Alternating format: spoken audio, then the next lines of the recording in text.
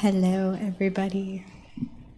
I was late for a couple minutes, but Scott took a lot longer, so I just want that noted.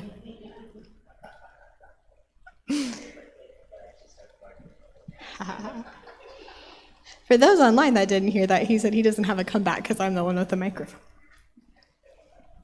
All right, welcome to TCG Saturday night service. I'm Holly. For those who don't know me, everyone in this room knows me. Bob and Christy are at an event tonight, and so I get to hang out with you all up here, and I decided to sit down and get comfortable. The pastor of St. John's Church here, Stephanie, is a plant lover, and she gifted me this beautiful baby plant, so I need to name it, but I decided that he should join me up here tonight, so I'm going to keep him right there. He's very cute. So Stephanie, if you're watching, thank you.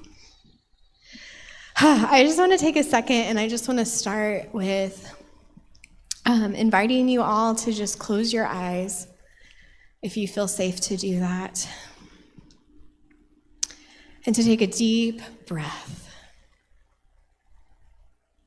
And when you breathe, I invite you to move in your seat a little bit, or if you're standing, whether you feel led to sway, to wiggle your shoulders. So often the stress and trauma and emotions are held inside of our body. Even if you're attending to our adorable kiddos in the back to wiggle a little bit, follow their lead. I feel like kids have such a beautiful way of teaching us how to move and how to get out of the box of always sitting still. And take some deep breaths. I just want to remind you that you are incredible. I want to remind you that you embody love and hope and celebration, that your story matters, that it matters to other people, that you have so much potential. Little Bash is telling everybody that. I want to remind you that even on the hard days, that you matter, that the work that you're doing, the fight that you're fighting matters. I want to remind you that mental health challenges, that addiction, that those are illnesses.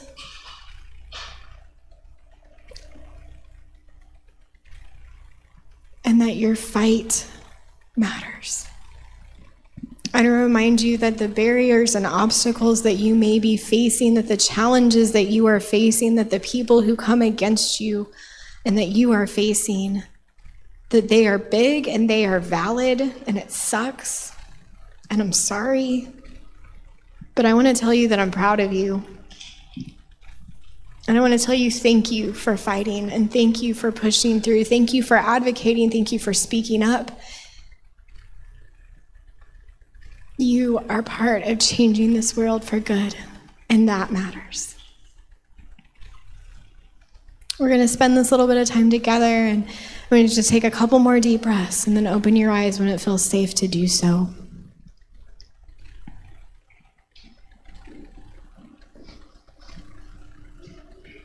I'm excited we're all in this space together tonight.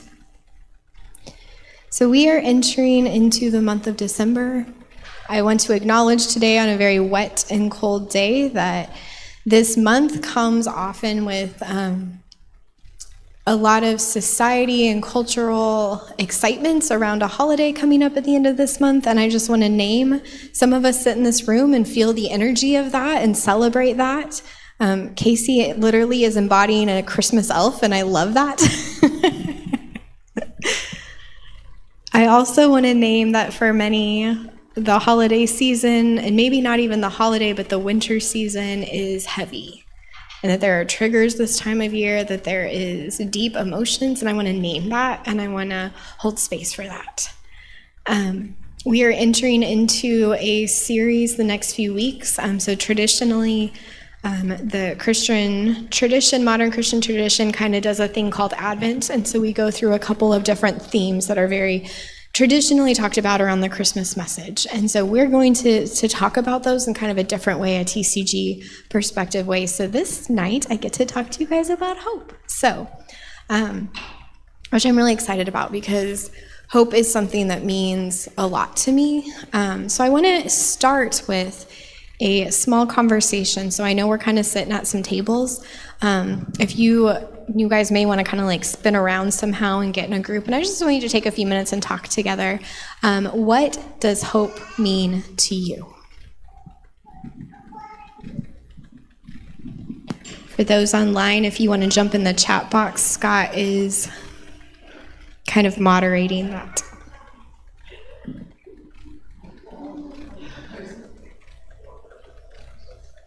Yeah, is that the right word? Moderating. Is that not the right word? Uh-huh.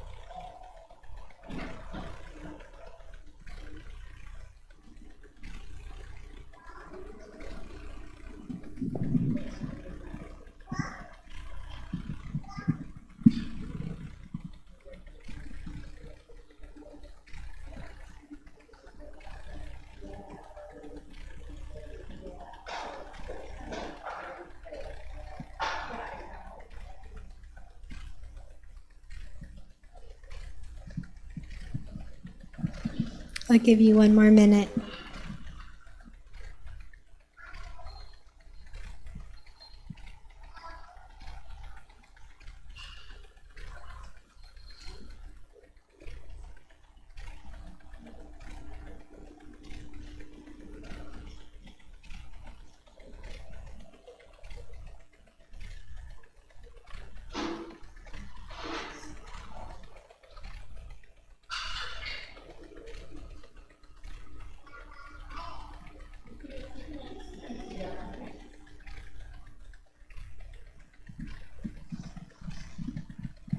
All right, everybody.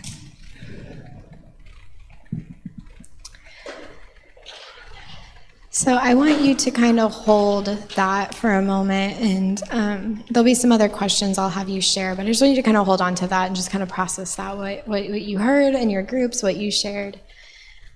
And I want to share my perspective on hope. So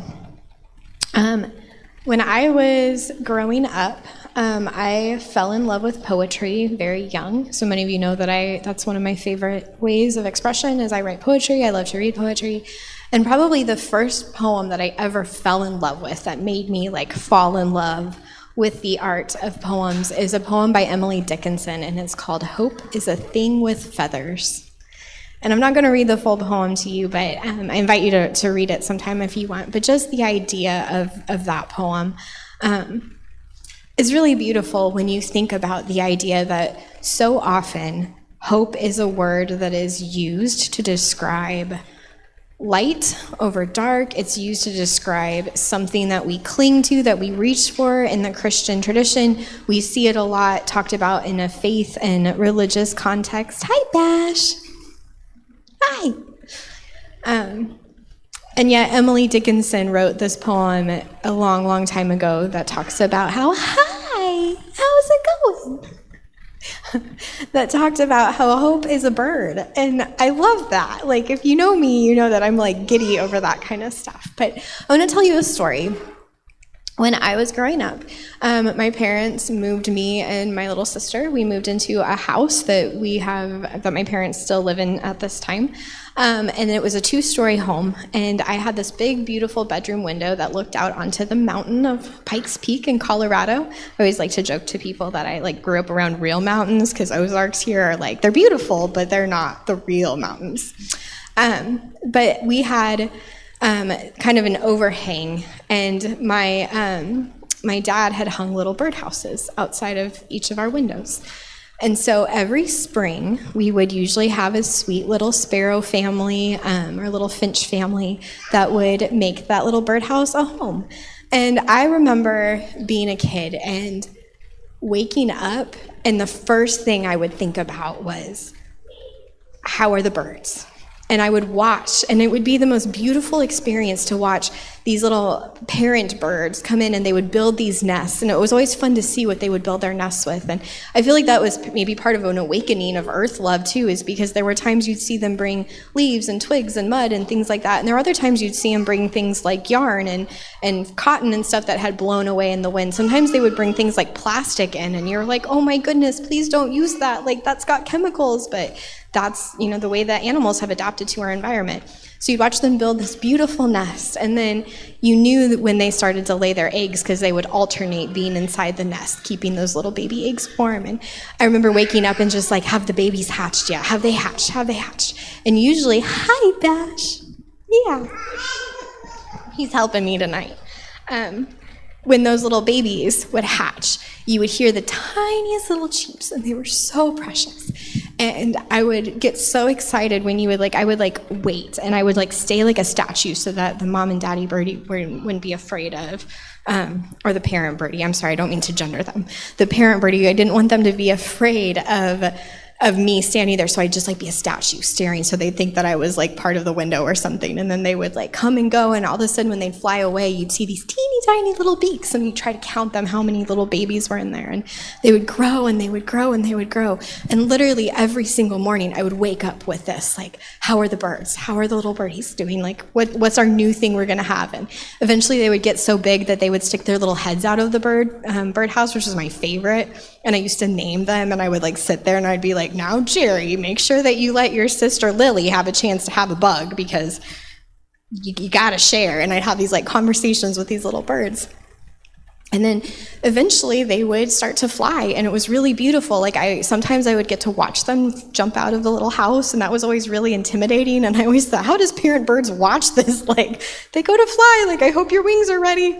And occasionally some of the little guys would jump out the house, and they weren't quite ready, or they would be way too ambitious to get the worm or the bug, and they would kind of get shoved out of the house.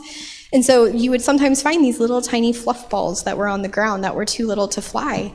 And I remember how much I connected in that season to these little bird families. And I did not realize then, but how much they gave me hope, how much they gave me this excitement, this energy, this something that gave me motivation. And I would find this connection to these beautiful feathered little creatures and families. And I remember I would cry when they would finally fly the coop, and it was like, my little bird family I'm proud, and I'm grieving that they're gone. And eventually, usually in the summer, you'd have a couple cycles of little baby birds. And the last family to move out before the winter would hit was always really heavy, okay, but then I would look for them because my parents are bird lovers, so we'd have bird feeders everywhere. So I would look for them. I know you had an orange speck on your head, so I'm gonna look for you, Jerry, or whoever my little bird buddy was. But I remember that feeling. And then I remember seeing some of these little fuzzy babies that would fall, and they weren't quite ready to fly yet. And usually it would take a day or two. And my mom would not miss a beat. And she would go out there, and she would spend the entire day or days making sure that these little guys were okay. We would, sometimes if they were too little, we would leave like little watered down dog food for them if they needed help eating, or a little water. But the biggest thing she would do, she'd just sit out there and she'd make sure none of the bigger birds would get to them, that they were safe, that they had enough space to grow. And that's how I was raised, was with this compassion to be this activist for this little bird until they would get big enough to fly.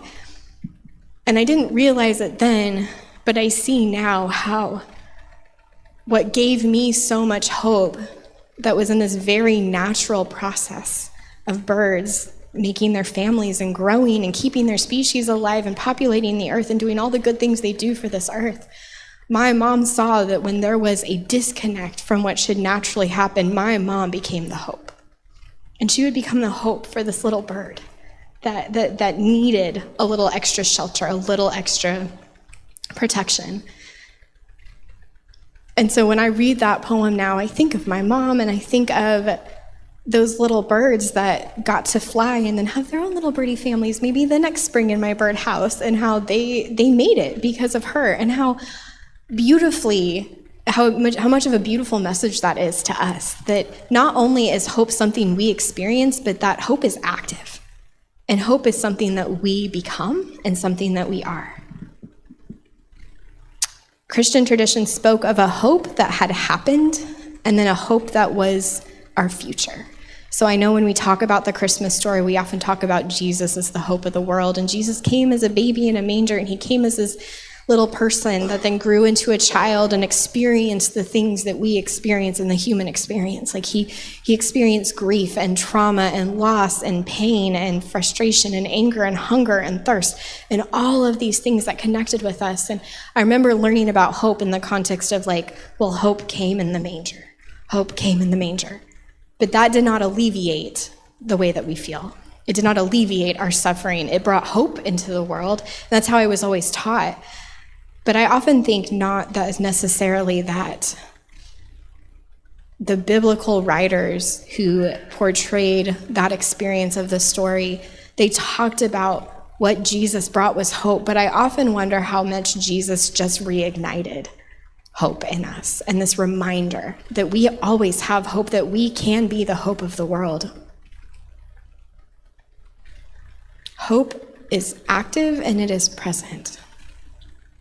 Another story, not quite as cute of a story as little baby birds, but for me, hope has also looked like not only little birds that fly and cheep and are adorable outside of my window, but hope has also looked like a time in my life when things were incredibly dark and mental illness was raging, and I was in a space where I had isolated myself, and I was really not okay, and I was active in addiction, and I was a hot mess.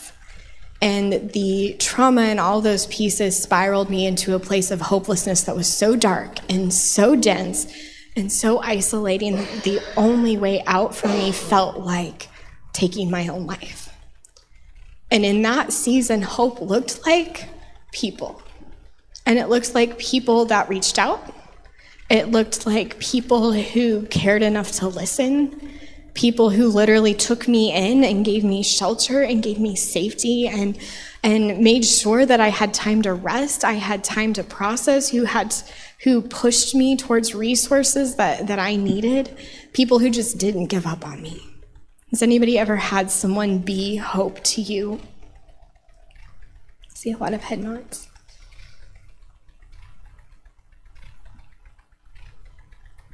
I believe that hope is not just something that we should talk about, but it's something that we feel and something that we experience and something that we become. It's really simple, but for some reason it's really foreign in our culture, and that makes me really sad. So I want to give you some ideas of what hope can be. Hope can be a meal. It can be hot hands and someone handing you hot hands when it's cold. It can be a kind word. It can be saying hello or remembering a name. It can be the courage to keep showing up at the outreach center or family connection or your workplace or volunteer space or your home or wherever you find yourself in a space of being called to, being a part of. It can look like advocacy and awareness and I want to acknowledge that couple weeks ago, we did our stories from the street, and many of you stood up on a stage and told your stories and talked about your experiences, and you were living hope. You were active hope in motion. It inspired people, and it held space for people that were like, I've been there too. I'm still there. And you're up there now, and I can be there too. And that matters, and that is hope. It can also look like advocacy that reaches levels of trying to disrupt the things that are really big. Like, I don't know if any of you paid attention to the headlines, but there is a huge, there's like a shipyard in Australia where the one of the largest exportations of coal come out of Australia. I'm probably saying that wrong because words are not my friend right now. But Australia is known to have a huge trading for coal. They mine a lot of coal, there we go, and send it off into the world, there we go.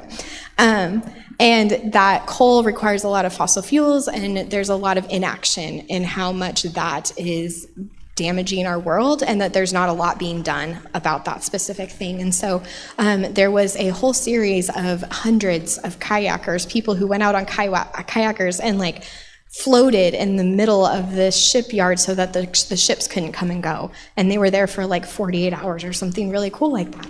And just like how powerful it is for me, someone who is an entire world away, to watch those headlines and have this hope that like our world may be in danger, but that gave me hope that there are things that are going to change. And how cool those kind of moments can be, even when it feels singular and it feels individual. So I want to kind of throw this out there, but you don't have to go in your groups. You can just share with me. What is a way that you have been hope, or that you could become hope to someone? If you'd like to share. Yeah, working at the Outreach Center. Yeah, 100%.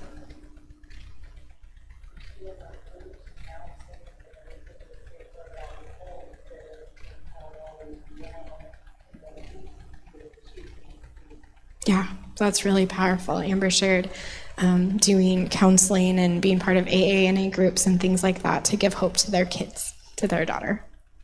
It's beautiful. Anybody else?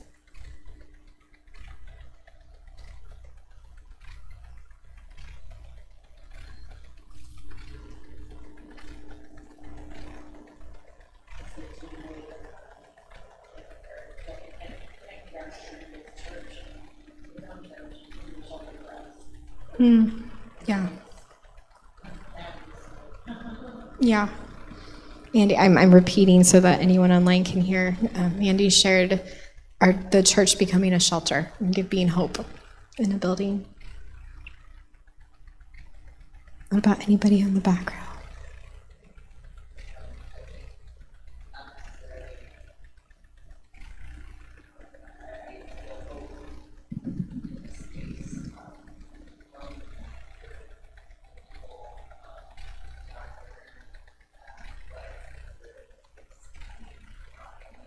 Mm-hmm.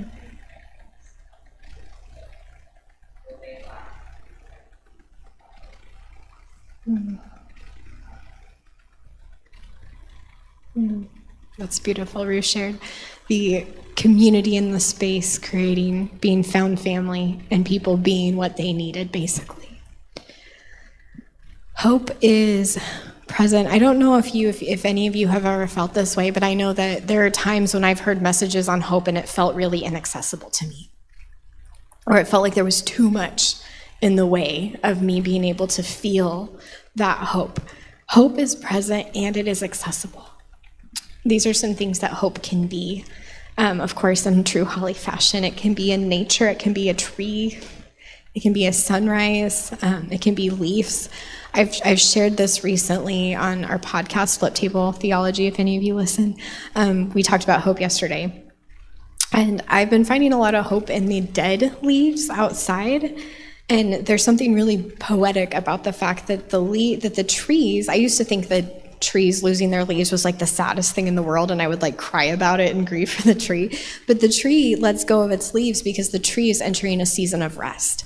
and it allows its body to rest so that it can produce leaves and flowers, so it can pollinate the earth of more trees in the spring. And so those leaves that fall is actually a really beautiful example to us that like we deserve to rest. But those leaves, they're not purposeless. They're beautiful, and then they turn brown, and then they start to decompose. But the leaves become part of the soil when they decompose, and that soil is so those nutrients are then what cause the little baby seeds to grow. But also the leaves, before they fully decompose, they become resting sanctuaries for bumblebees and for like baby monarch caterpillars and things like that. And that's really cool. That's really beautiful. And that gives me hope that like even things that are dying have purpose. Even things that are dying can be used for something really beautiful. I think hope can look like progress. It can look like times of seeing yourself regulate when you would normally be really dysregulated and triggered. It can look like sobriety, and it can look like one more day sober, one more minute sober, whatever that looks like. It can look like a whiteboard. I talk about this sometimes. Christy and I have this really fun friendship because I tend to be very free-spirited, up here barefoot all the time, and Christy is very organized, and so she has this like amazing whiteboard in her office with all of her goals written down and like timelines, and I see it and I'm like, I feel like I'm being in a box with that, and she's like, it's so beautiful, and like, but the whiteboard for her, like there's hope in that, like it displayed that. And I know some of you guys have probably places where you've written goals down and things that just give you reason to be like, I can go one more day, or it's this much time to this point. It can also look like validation. People, when they validate your feelings or your experiences, I don't know about you, but sometimes when I just need to feel validated, there are certain songs that I put on that just like, they just know me. It's just like this is, I feel seen in this moment. Or yourself, sometimes even when you can tell yourself like this matters, like I realize that I'm really dysregulated right now, but that's okay, and I'm okay. It can also look like things.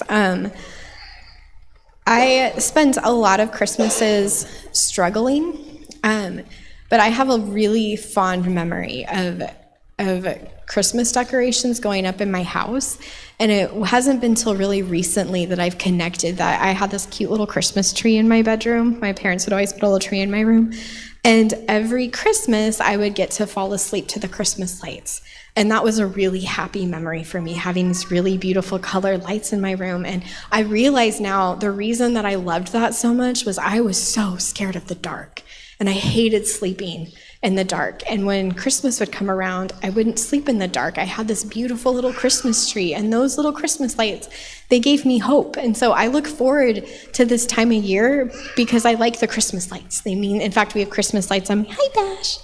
They have Christmas lights in we have it up in our bedroom. And my kids have it now just because it means something special to me. So I ended the Christmas season, grab a bunch of Christmas light boxes to save because it's something that gives me hope. I also have a little pine cone that sits on my dresser because it comes from the Colorado mountains, and I see it and I have these really beautiful memories. And so things can be hope. Something that you hang on to, something, even if it seems really silly, that can give you hope. I used to struggle with feeling like hope for the world was something we had no control over. It felt like it was God-given and we were just at the mercy of whether there was hope or not.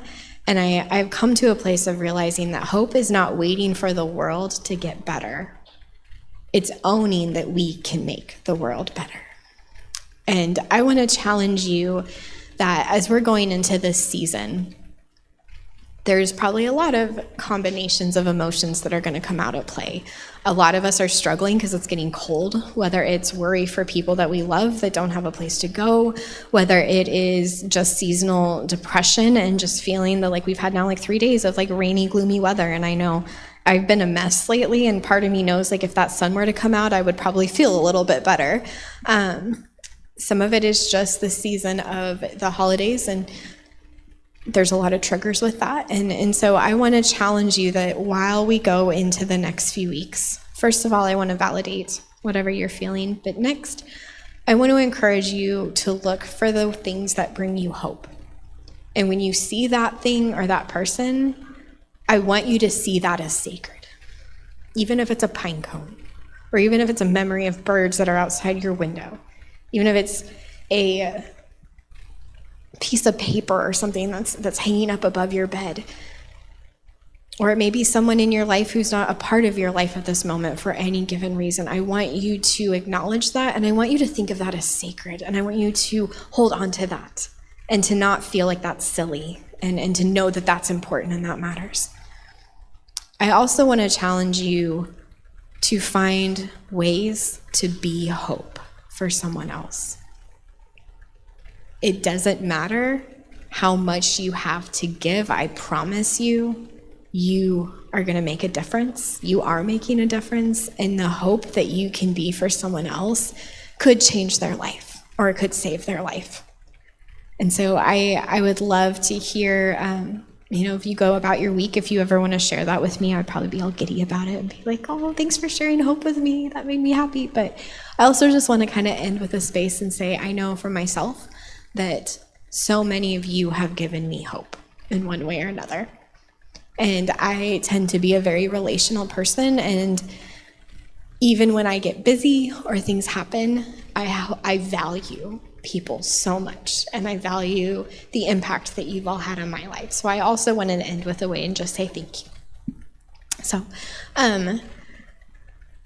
I think I just want to close with just kind of a meditative space, I think. So I invite you to just kind of close your eyes for a second again. And I want you to think about something that brings you hope, or someone. I'm going to let you hold that in your mind.